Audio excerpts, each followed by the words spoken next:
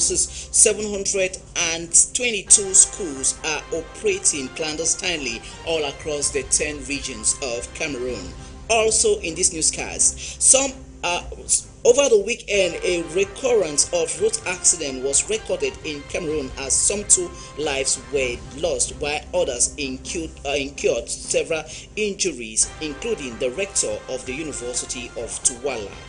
Over to sports, it's now end of the game for Team Cameroon at the Olympics in Paris after the 6 athletes who represented Cameroon failed to secure a medal from the Paris Summer Games. Those were major stories. This is High Prime of Tuesday, the 6th of August 2024. For presentation, I am Etengning Larry Kevin Tabot. To start off this newscast with this story from the leading parastatal company in the country, that was the Cameroon Development Corporation, CDC, where in line with the law on what the law stipulates on international labor codes and the Cameroonian labor codes, the board of directors have finally settled for the representative of CDC workers to the board of directors of CDC. This was in a meeting that was presided over by CDC General Manager Franklin Gonenche over there at SS Club in Pota, where Agbo Valentine was voted among the 5 other candidates to be the workers' representative at the CDC board. We have details with Rita Mafani Muchoko.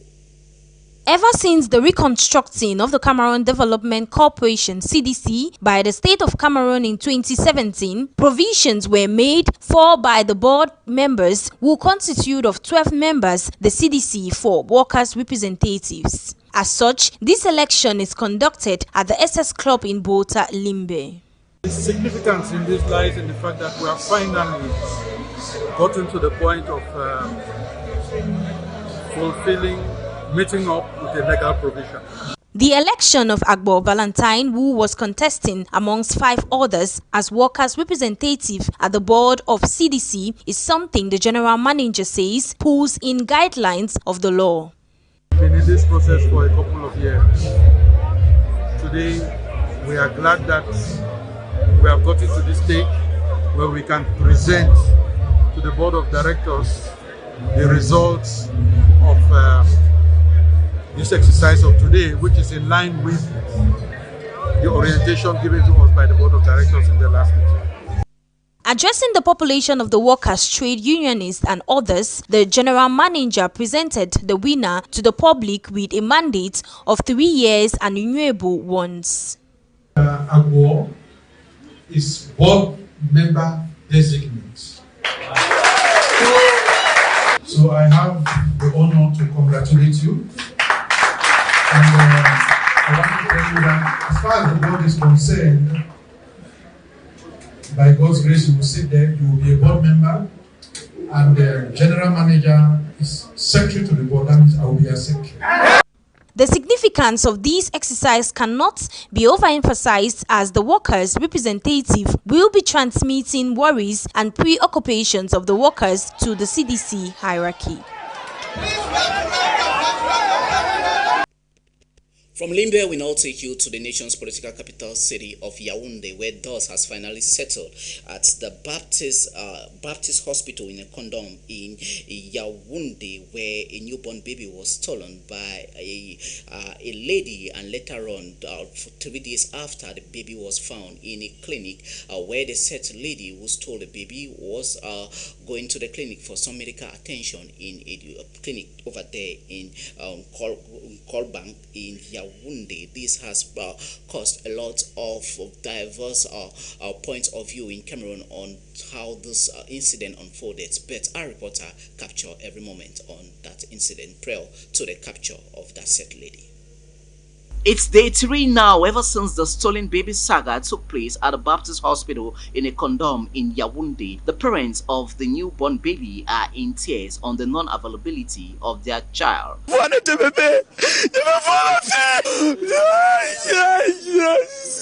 Ever since last Saturday, they have not had sleep nor rest, but are all hopeful for the best outcome to be recorded. We have been here since, and right now, to ensure the baby will return to us, we have even created disorder and make noise that we will have the baby, but nothing has been recorded as for now.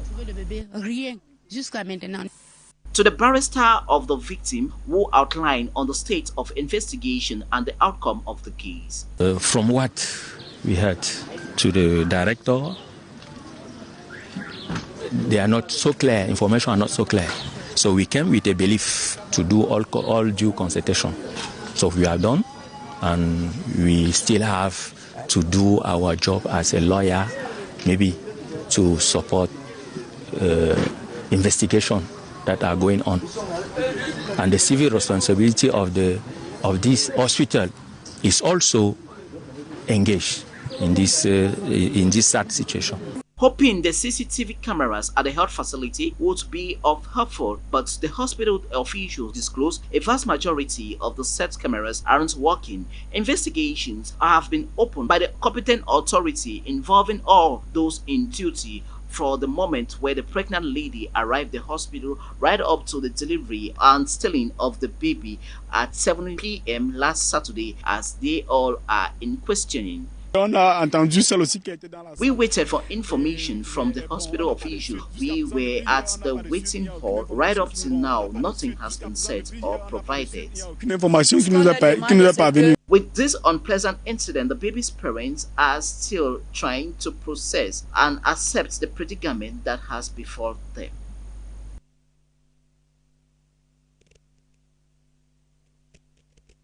And moving on to this is another report with the enormous challenges posed by the rainy season that is having a huge toll on petty traders and hawkers who go along the streets to make life meet as a result of their different hustle that they take. They complain this rainy season is having a huge toll on their daily income and sales of their various products, but they too are devising ways in order to counteract the rainy season that comes with her natural shortcomings of enormous rains that will rain all across major parts and cities in Cameroon and Africa. As such, journalism student on internship, Emeleke CV tells us more. Business people, particularly hawkers in Boya, Cameroon, face several challenges during the rainy season that could impact their activities, some of which include logistical challenge in which hawkers rely on physical locations such as rented office space. Flooding or transportation issues could limit their access to these sites, forcing them to work from a less optional location. So when it's raining, I cannot move on rain to sell the fish that we have. So that is the challenge I'm facing. And for the challenges I'm facing, if rain is falling and I cannot sell, it means I will not feed my children. So I'm a family man. This is what helped me to sustain my life with my family in my house. So for that is the challenge I'm facing. During this rainy period, most of them, especially those who sell dresses and perishable goods, are held bound because of the disturbance of the rain. Hawking dresses gets very difficult as some dresses get wet after a certain period, leading to a less capital invested. Yes, if the rain, I cannot move outside to go and sell because the rain will destroy what I'm selling. You don't need rain, you only need the sun. So that's why I cannot go out when rain is falling. That's why it's affecting me. Before their goods reach the consumers, this set of business persons may have issues getting resources. Hawkers equally face resource constraints whereby this disrupts their movement, which may lead to a change in business plan. This also comes from even the rat poison that I'm selling. All these things I'm selling don't need rain. So when rain is falling, I'm not feeling fine. Because as I'm not feeling fine, my children in my house, they are not also feeling fine. But they will not have something to eat. If I don't sell, they will not have something to eat. So this is the life I'm living. And this is what I'm doing to live my life with my family. Businesses in general are faced with a lot of challenges during this period as they make little profit due to the constant and heavy rainfall, reasons why many people face a slope this period. Moving on to one of our lead stories, as we did mention earlier in the headlines, the recurrent rate of road accident has resurfaced once more over the weekend as 2 lives was lost in Cameroon, while several others incurred injuries as a result of the multiple road accidents that was witnessed all across the nation over the weekend, amongst which was that of the rector of the University of Douala, who was traveling along the Yaoundé-Douala highway. Journalism student on internship Landrin Kemanyu tells us more. There has been a couple accidents along the Douala-Boya-Bamenda highway over the weekend, which resulted to some death and many being injured. One of such being a ghastly motor accident around the city chemist in Bamenda, resulting to the death of a commercial motorcycle rider by name Goodluck. The survived victim of the accident says, "The rider was trying to see if the truck was coming behind before I jumped out and it crushed him."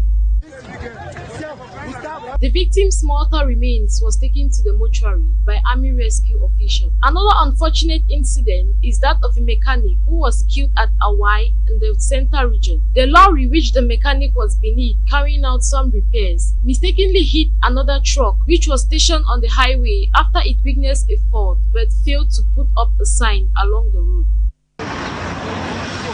Still in this domain, the recent waves of accident has affected the University of Douala, as one of its professors, Malgua Ondwa, was involved in a ghastly motor accident along the national road this weekend. According to a release from the University of Douala, it stated that the rector was out of danger somehow, but is currently at the Lakentini Hospital in Douala receiving proper treatment.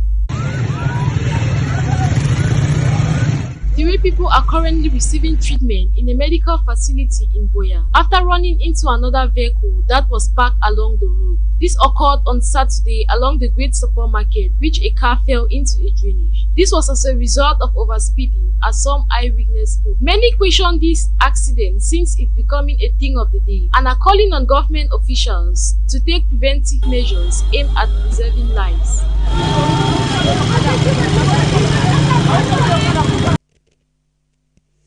Police officers in Limbe has been congratulated by the Senior Divisional Officer for Fako, Yang Mekala, for their tireless work in enforcing law and order. This follows a seizure of 127 bags of drugs from neighboring Nigeria that was being trafficked into the nation Cameroon. This was intercepted by the police department over there in Limbe and presented, and the various suspect presented to the public. As Rita Mafani Mujoko completes our story for us.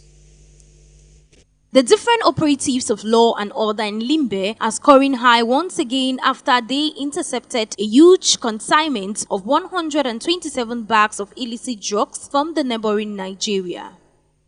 About the drug, yes, the police have seized an important stock of contraband.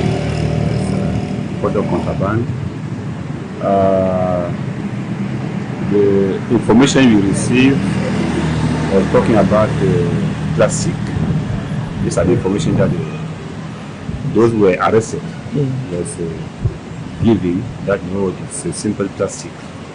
Although that practice are also forbidden, but we were thinking that bags were contained plastic, but it was not the case, because after investigation, we discovered that it was bags containing medicine, illegal importation of medicine. The different persons involved in this shady deal were arrested and detained. Senior Divisional Officer for Fako narrates on how this incident played out. So when I was informed, I had to go to the field. I decided to go to the field with some members of my time as well. I also informed the State Council. We went there and realized that it was effective, and we finally carried all those bags and brought them to the prefecture to exactly know what was inside. We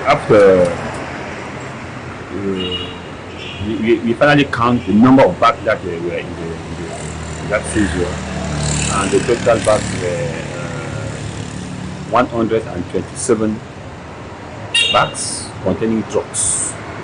Recommending the police department in Limbe for this great job, the divisional administrator gave these police officers a thumbs up and reiterates on the need for the fight against hard drugs consumption by young people in this part of the nation. It was carried by one trucks belonging to the government.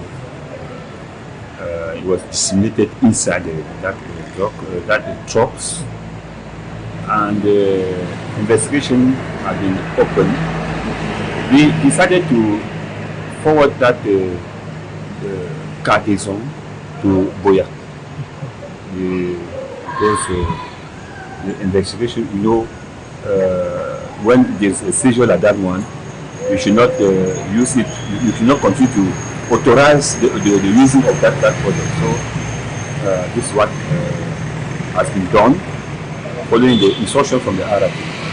We decided to send it to the This successful mission sends a warning signal to the dealers in this illicit trade, as the radars of the security officials are all on.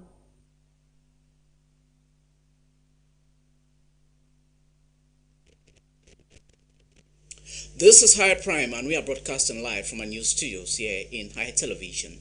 We now move on to one of our lead stories, as earlier mentioned, with the coming up of the new academic year of 2024-2025. The Ministry of Basic Education has made publish a host of primary schools that are operating clandestinely all across the 10 regions of Cameroon. These schools surmount to 722 that was disclosed by the Minister of Basic Education, Professor Serge Laurent Etundingwa, who made known of these figures as the set. Some owners of the schools are condemning government action, who says they have been operating for years, despite the fact that they are being operating on governance tolerance. As such, many are asking the question, why should government close an eye to such practices that has been unfolding for a couple of years? More in the following story. As the new academic year approaches, Cameroonian authorities have identified 722 primary schools operating in a clandestine way in the country. This has caused some parents and guardians to be cautious towards the type of school their children and wards attend, as a bulk of these schools do not have adequate infrastructure, and some parents do not know how to go about the detection of clandestine schools. We don't know how to detect those schools, and that is the real problem. Sometimes they extort huge amounts from you, and when the child eventually starts school, that is when you realize it is clandestine. To better bring clarity to this problem, the Cameroonian government recently published a comprehensive list of 722 primary schools that are acting in illegality all across the 10 regions of the country. This is to ensure the 2024-2025 academic year is void of any irregularities. This marks a significant effort in addressing these challenges. For a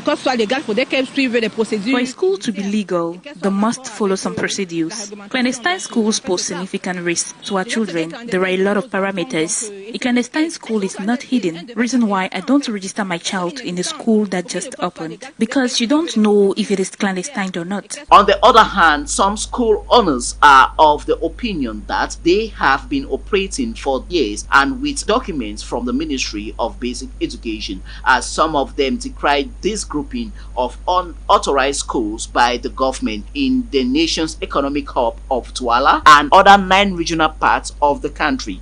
There are schools that have authorizations, but their name do figure on the list of clandestine schools. So we are out to decry that practice. Come along with documents to justify that. This polemic has caused an argument on the criteria used for the categorization of such schools. The government keeps creating schools, but the government cannot create schools everywhere. Government's crackdown in this matter stifles the need for an improved oversight and mechanism to improve and protect the future of Cameroonian children in the type of schools that have been operating in the country.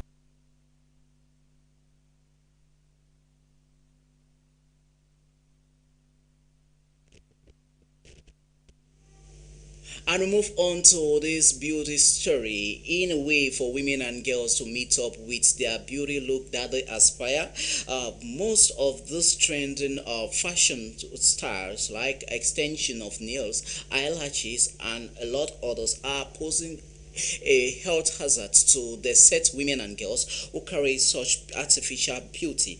Our reporter for tonight, Giteng Mariana, is of the opinion for women to watch out on the way they go about this beauty extension that have, of course, health hazard. More on her report.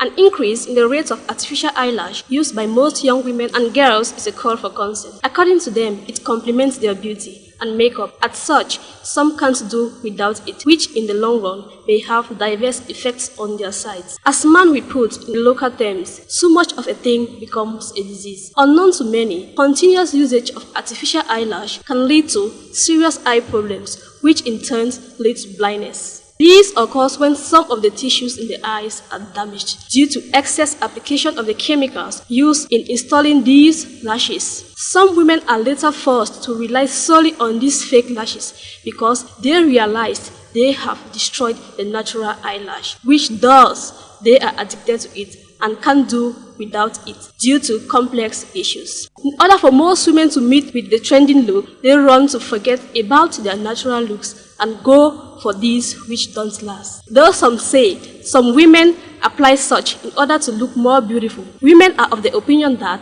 this is just an additional spice to pop up their looks. A reduction in the application of this artificial eyelash could help curb the effect of its chemicals on the eyes over time.